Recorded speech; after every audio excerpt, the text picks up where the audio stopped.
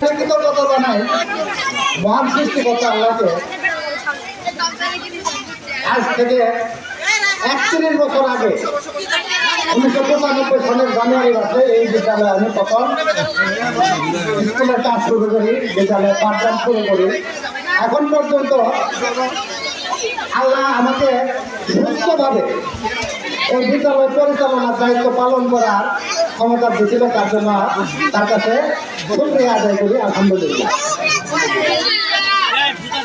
এরপরে আমি কৃতজ্ঞতা জানাই আমার তাওই জয়নাল আব্দিন বাদশাহ নাম্বার সাহেবকে। এই স্কুলে আমার আসার ইচ্ছে ছিল না, সে আমাকে জোরপূর্বক এই স্কুলে প্রধান শিক্ষক হিসেবে আনে। তারা তার মাগফিরাত কামনা করে বলতেছি আল্লাহ যেন তাকে বেহেশত নসিব করেন। এর পাশাপাশি এই গ্রামের প্রত্যেকটা মানুষ ছোট বড় সকলেই আমাকে অনেক সহযোগিতা করেছেন।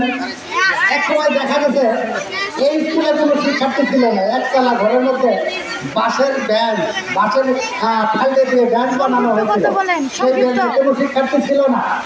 এই এলাকার বাড়ি বাড়ি গিয়ে আমি শিক্ষার্থী জোগাড় করছি, প্রত্যেকে আমাকে সহযোগিতা করছে, যার জন্য আজ এই স্কুলটা প্রতিষ্ঠিত।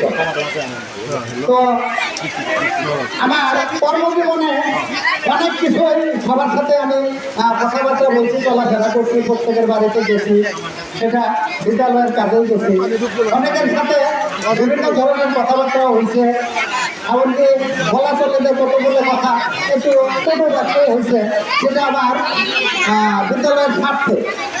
আবার আমার সহকারী শিক্ষকদের অনেক সময় আমি একটু রাগারাগিও করছি, অনেক সময় তাদের সাথে কথা বলছি, সেটা আমার আসলে নিজের পক্ষ থেকে নয়, যে প্রশাসনিক কাজে, এমনকি বিদ্যালয়ের স্বার্থে আমি তাদের সাথে রাগারাগি করছি। অনেক শিক্ষার্থী আছে যারা অনেকে বেয়াদবি করছে, তাদেরও আমি হয়তো হাতও তুলছি।